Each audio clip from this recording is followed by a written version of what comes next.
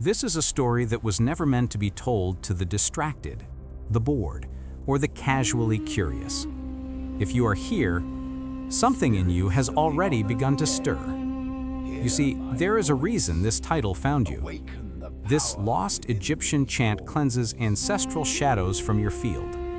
For thousands of years, versions of this sentence were only whispered in stone corridors, in rooms with no windows, where sound did not so much echo as hang in the air like incense. The priests of Kemet knew something our modern world has almost forgotten: that sound is not entertainment. Sound is a scalpel. Sound is a key. Sound is a memory that knocks on the bones and asks, "Are you ready to remember who you carry inside you?"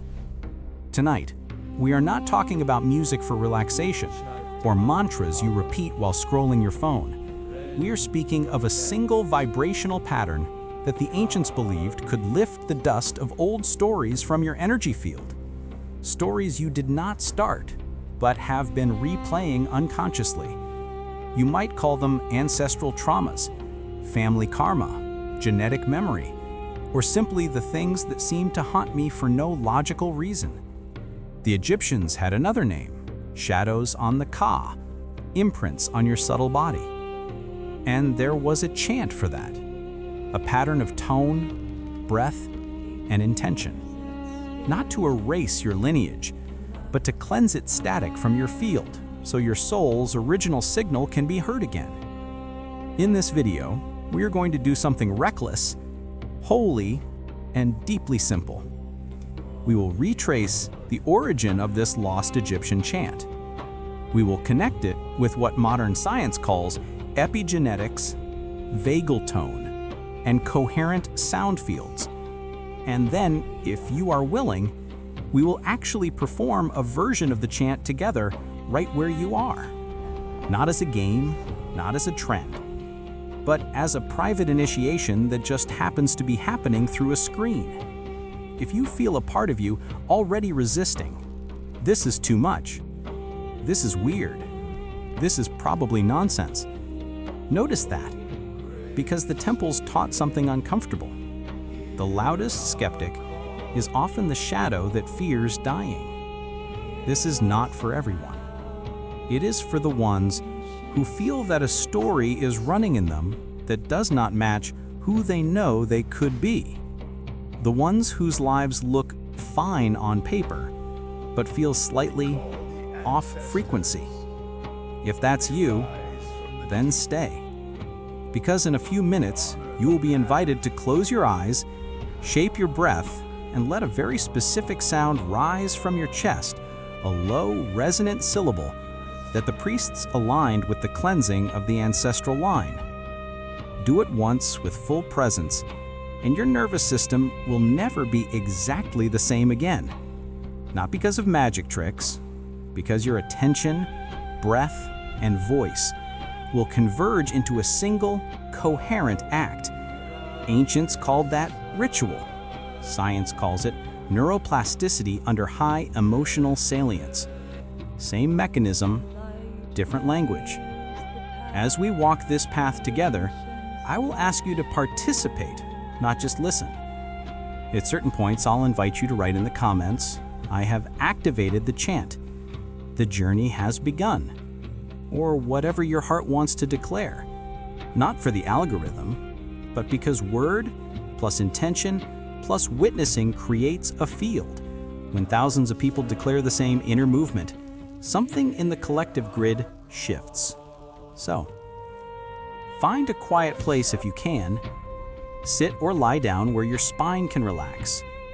Let your jaw soften, and let's enter the temple together. This is an ancient map of the invisible threads binding you to those who walked before you. It's hard to believe, isn't it, that a sound lasting barely 33 seconds could touch memories older than your name.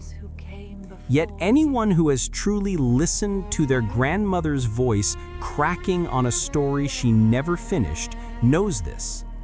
The past lives in tone, not just in words. The Egyptians were obsessed with this idea. They did not see a person as a single unit. They saw a constellation. The Ka, the vital energy body. The Ba, the soul bird that could travel. The Ren, the name that holds your pattern. And then, in the spaces between, the shadows, the residues of choices, fears, and unresolved stories from the lineage. They knew what we are only rediscovering. Trauma can be transmitted without a single story ever being told. Today, science calls this epigenetic inheritance. Studies show that certain fears, stress responses, even tendencies toward depression can echo through generations, not through bedtime stories, but through what your nervous system thinks is normal. The priests spoke in different terms. They said, if the ancestor dies with a knot in the heart, the knot seeks a new heart to tie itself around. When a child is born, they are not a blank slate. They arrive humming with half-heard melodies from those who came before. The grandfather who never spoke about the war. The mother who pushed her grief so deep she forgot where she hid it. The great-grandmother who whispered her prayers into bread dough and broke them into pieces for her children to eat. All of it lives in you as micro-tensions, beliefs that feel like just how I am, emotional reactions that arrive before thoughts.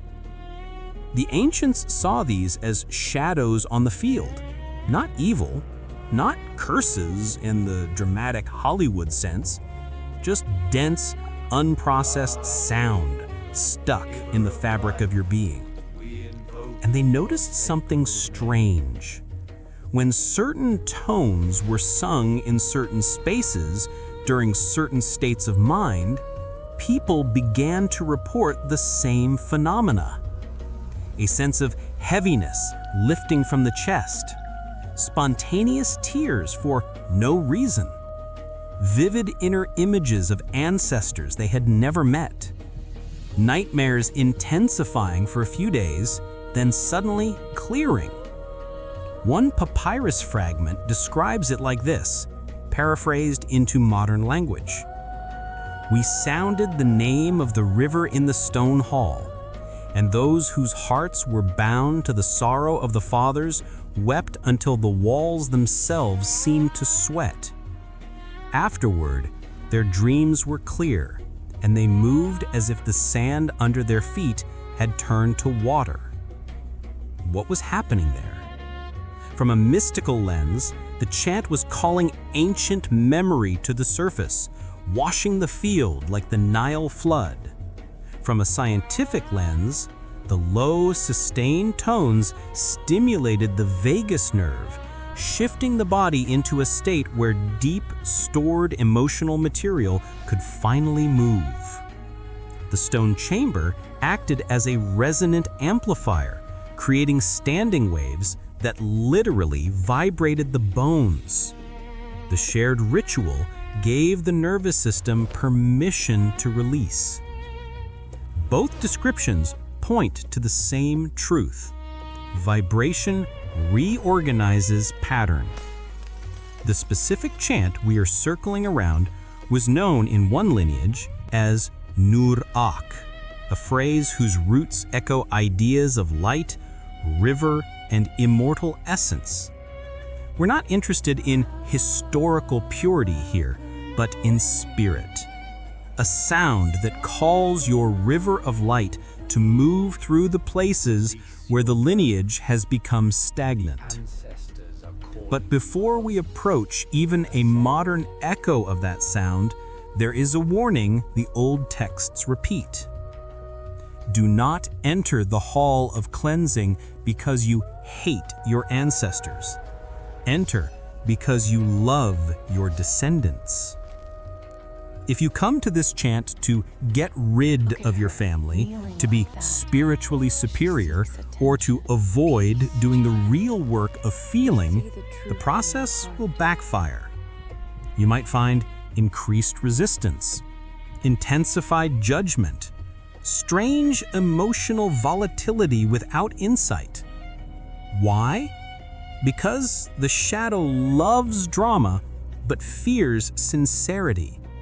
It can use even healing as a way to stay in control. So the prerequisite is simple and brutal. You must be willing to feel. You must be willing to let go of the story that you are only a victim of your ancestors and open to the possibility that you are also their prayer answered. In a moment, as we move deeper, you'll be asked to sit, breathe, and let a sound rise that is not about perfection, not about singing well, but about vibrating honestly. Before we reach that, I want you to do one thing. Place your hand on your chest. Feel your heartbeat through your palm, and silently say, just in your mind, I carry many stories. Some will end with me.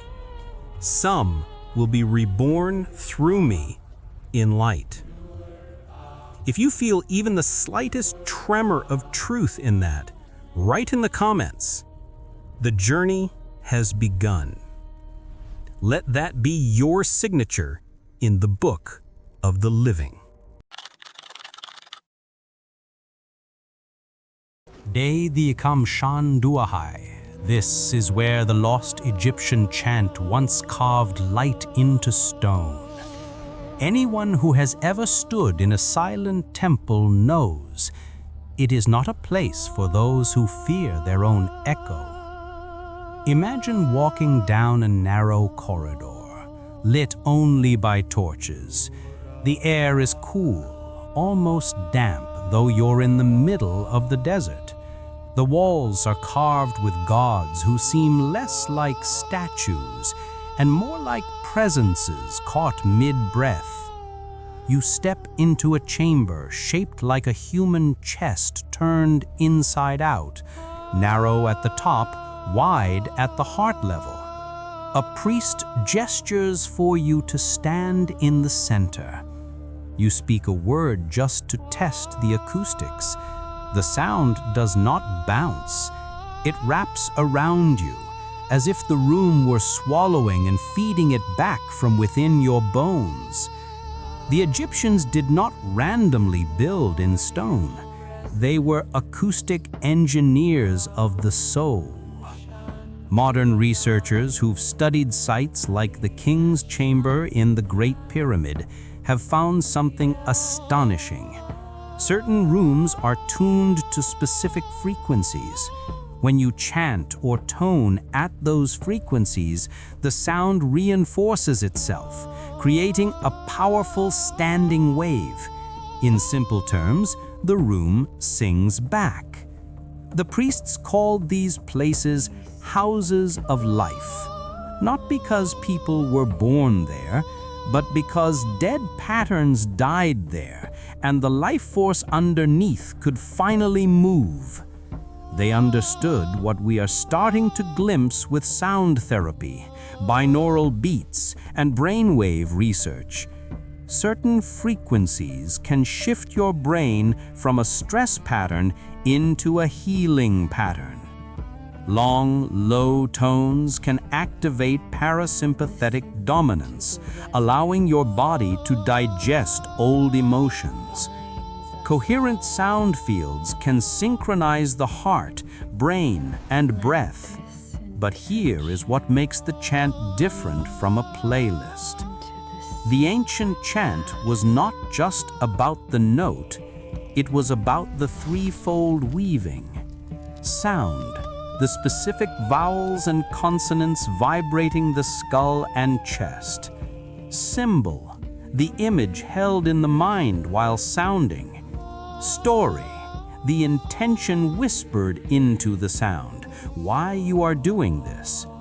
One without the others is like fire without air. Warm, perhaps, but not transformative. The chant for ancestral cleansing was often performed in near darkness, not as an aesthetic choice, but to remove the distraction of surfaces.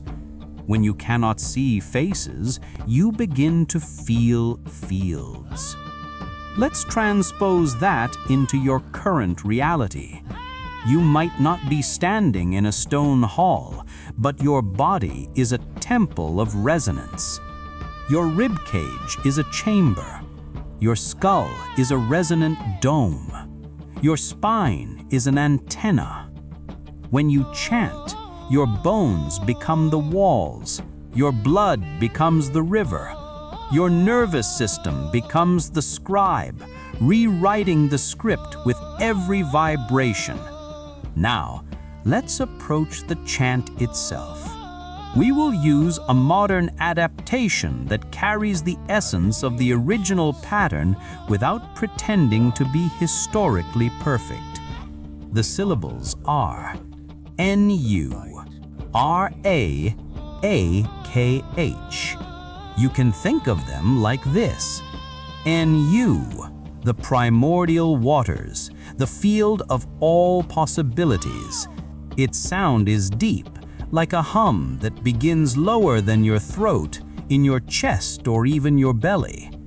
R-A, the sun, the clarifying fire that reveals and burns what is not needed. It is brighter, more forward in the mouth. A-K-H, the transfigured spirit, the light body after purification.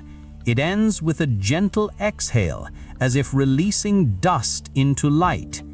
Here is how the temple would prepare you, and how you can prepare yourself now. Posture. Sit upright, but not rigid. Imagine an invisible thread gently lifting the crown of your head. Your shoulders relax. Your jaw softens. Hands. Place one hand on your chest, one on your lower belly. This creates a loop of awareness. Breath. Inhale through the nose for a slow count of 4. Hold for 2. Exhale with sound for as long as is comfortable, without strain. We'll do a simplified version together in a moment. But before we do, you must understand the mental traps that can sabotage this.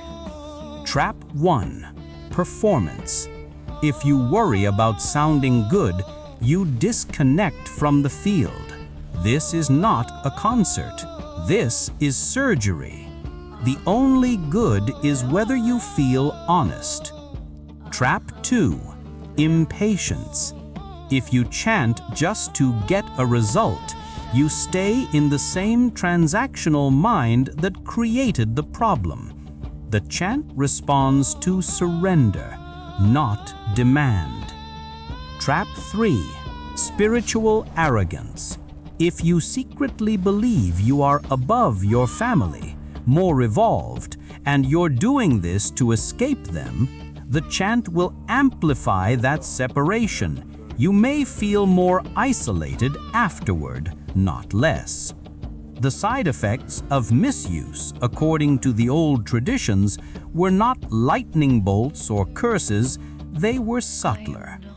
Feeling more detached from your body, increased judgment, escaping into higher realms while your human life quietly decays. So here is the prerequisite. Whisper, just under your breath, I am not doing this to escape my lineage. I am doing this to offer them a river to cleanse in. Now, if you can, close your eyes. Let's do one round together. Inhale gently through your nose. Feel your belly expand, then your chest. On the exhale, let Nu pour out, low and steady. Don't force it, don't shape it. Let it be a humming river. Inhale again. This time, on the exhale, sound Ra, brighter, like a ray of light from your chest through your mouth. Inhale a third time. On the exhale, whisper AKH, letting the breath taper into silence, as if the sound is dissolving into the room. Stay in the quiet that follows. Notice any tingling, warmth, or wave in your body. You might feel nothing dramatic, or you might feel an unexpected surge of emotion. Both are fine. If you feel even 1% more present in your own chest, write in the comments, "I have activated the chant." That sentence is not for me. It is for the part of you that needs public permission to step into a new story. Taste how the chant awakened buried memories and shattered the silence. That night, I did not expect anything to happen. I had read about the old chants, studied the architecture, the myths, the neuroscience. I was a collector of sacred trivia, not yet a participant. My life, on the surface, was functional. Work, relationships, a body that more or less cooperated. But there was a weight I couldn't explain. It didn't feel like my sadness, more like a fog that settled in my chest whenever I was about to change something important. Have you felt that? You make a decision to step out of an old pattern, and this invisible heaviness says, "Who do you think you are?" That is often an ancestral voice, not malicious, just scared. So that night, on an impulse that felt half foolish, half inevitable, I decided to stop reading and actually do the chant the way the temples described, as best as I could without stone walls and priests. I turned off the lights. No candles, no crystals, no theatrics, just darkness. I lay on the floor, spine flat, knees bent, feet on the ground. One hand on my heart, one on my belly. The house was quiet, my mind was not. "This is ridiculous," one part of me muttered. "You're making things up," another whispered. Underneath both, a quieter voice. "What if this works? What if you're not ready for what moves?" That's the thing about real rituals. They do not ask if you are comfortable. They ask if you are willing. I remembered one line from a translated temple inscription. When the river rises, it does not ask the stone if it is ready to move. I took a breath in. 4 counts, hold for 2, exhale. On the exhale, I let "no" roll out, lower than I was used to. It felt awkward at first, like trying to speak in a language my mouth had forgotten. The sound vibrated in my chest, then in my skull, then in the floor beneath me. Second breath. Inhale, hold, exhale with "Ra."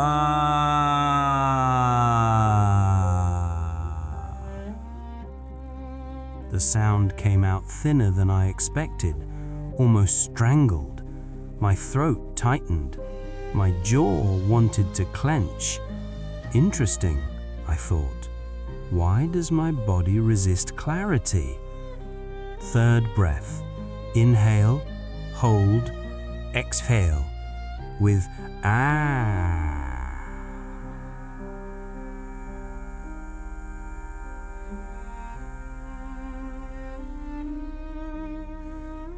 As the last bit of breath left me, something strange happened. The room didn't change, but my inner hearing did. It was as if beneath the fading hiss of my exhale, another sound was still humming, a chorus holding the last note of a song that had begun long before I was born. My chest grew heavy, then hot. My eyes, closed in the dark, welled with tears that had no story attached. Images rose, not cinematic visions, more like half-remembered photos. My grandfather standing alone in a doorway, looking at something I couldn't see. A woman I never met, kneading bread with a desperate tenderness, her lips moving silently. A little boy hiding under a table while adults argued above him, fists on wood. None of these were my memories, but they were in me. As the chant continued, Nu, Ra, Ach, again and again, these vignettes surfaced and dissolved, like faces in a crowd passing by the window of a slow-moving train. My rational mind tried to intervene. This is just your imagination. This is suggestion. But my body disagreed. My hands trembled, my heart pounded, my jaw released a tension that I hadn't realized I was carrying. Then came the moment that changed everything. On one exhale of Nu, my voice cracked. The sound broke mid-flow and shifted into a sob. Not a dramatic, attention-seeking cry, but a raw, animal noise from somewhere below language.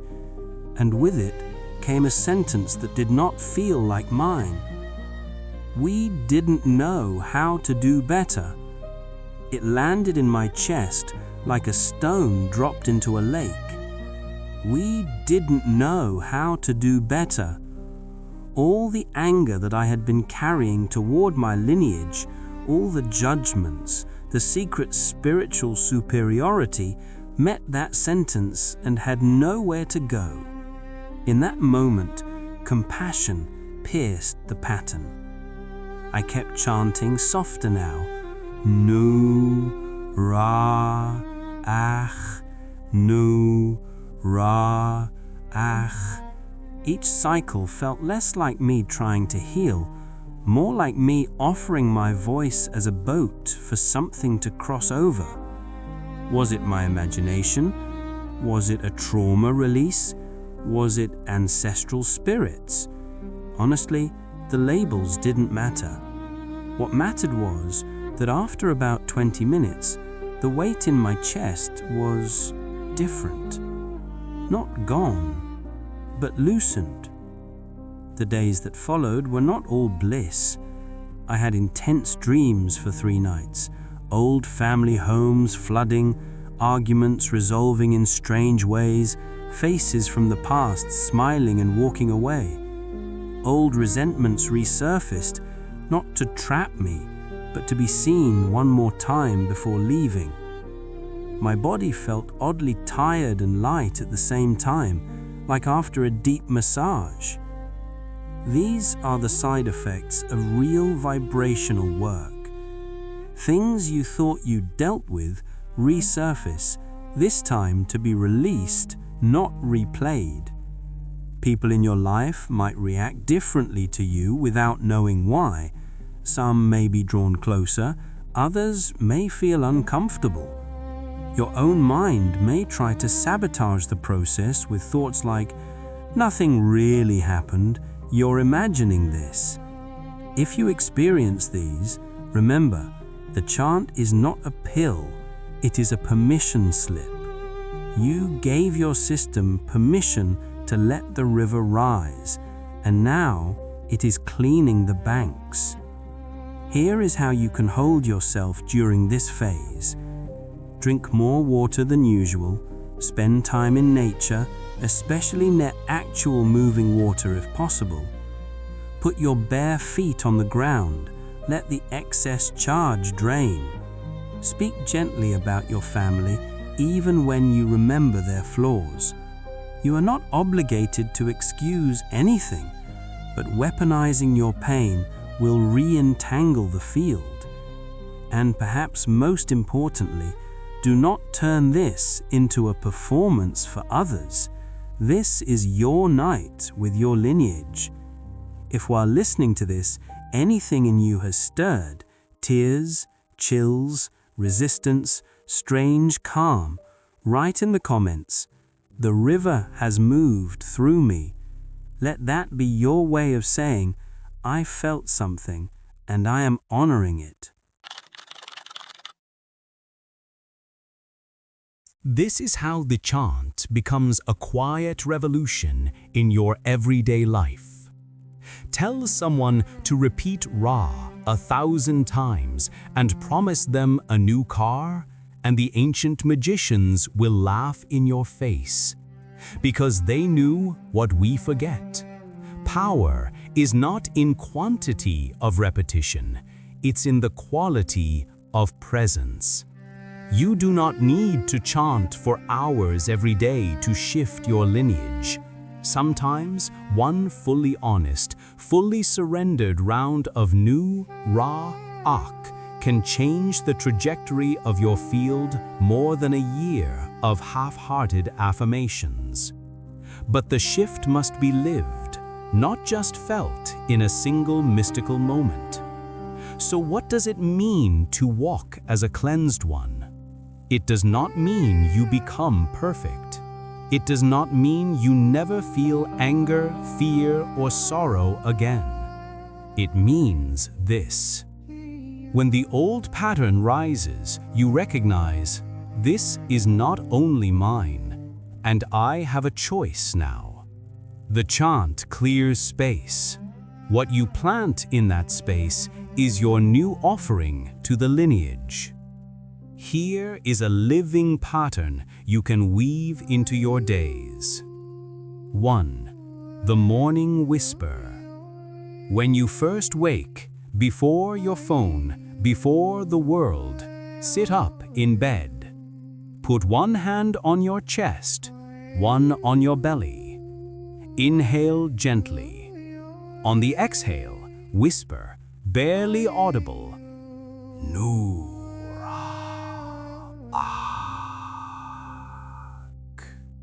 You don't need to elongate it for long. Even a 3-second breath with full presence is enough. As you whisper, imagine 3 things. On Nu, a dark, fertile river rising behind you, made of all your ancestors. On Ra, a golden light pouring through the crown of your head, illuminating the river. On Ak, a beam of that light extending forward into the future, through all descendants, biological or spiritual. This takes less than a minute, but if done sincerely, it aligns your day with a vertical axis, past, present, future, in one breath. 2. The trigger transmutation. At some point in your day, an old trigger will appear. A tone of voice you hate, a pattern of rejection, the familiar tightening in your stomach when you feel misunderstood.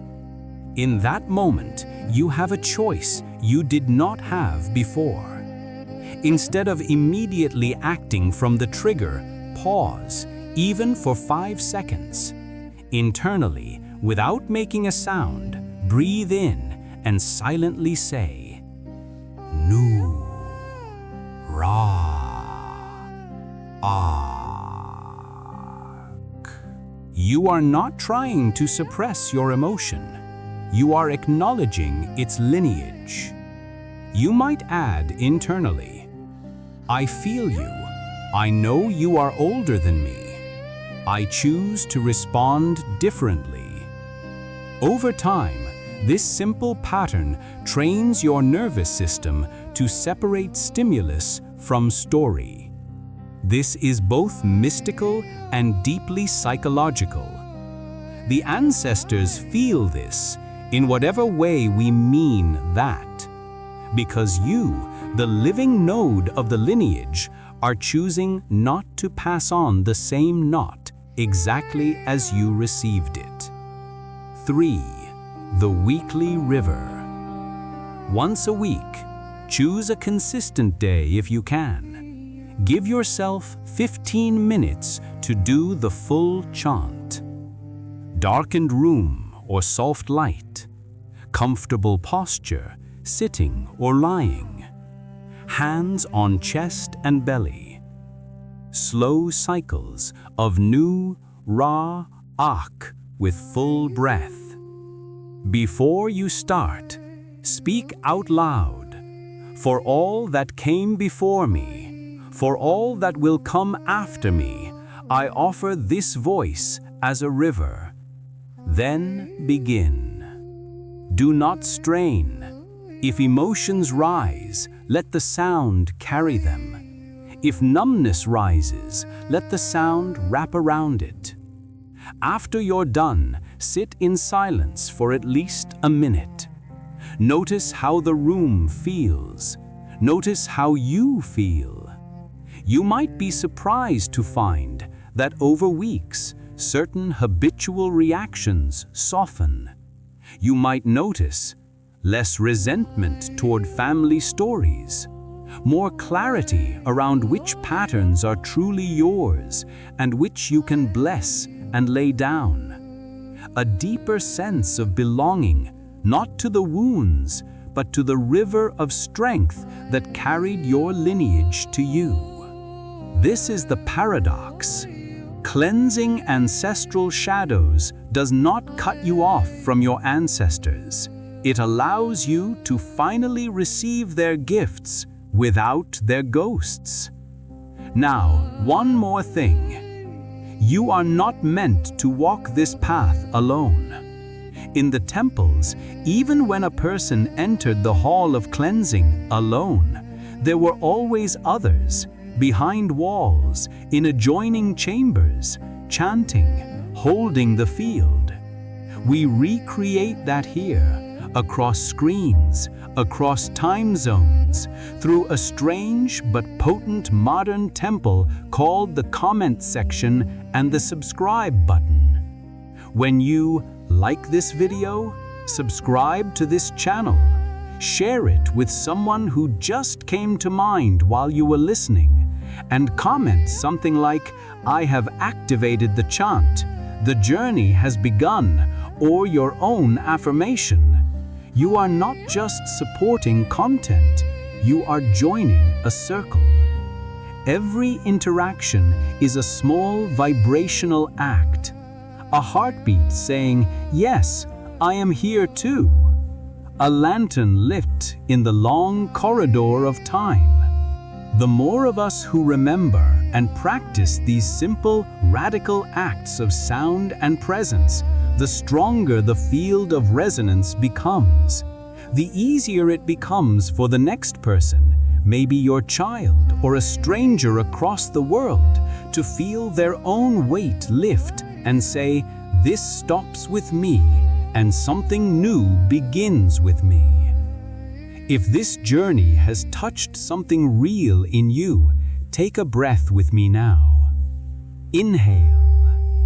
On the exhale, whether out loud or in your heart, sound the chant one more time. Nu, Ra, Ak. Let it ripple out beyond your skin, into the field that connects us all. Then, when you're ready, write in the comments, "The journey has begun, and I walk in a cleansed field." And remember, just doing this once with your whole being is enough to mark a before and after in your energy field. You can always deepen, you can always return, but the door has already opened.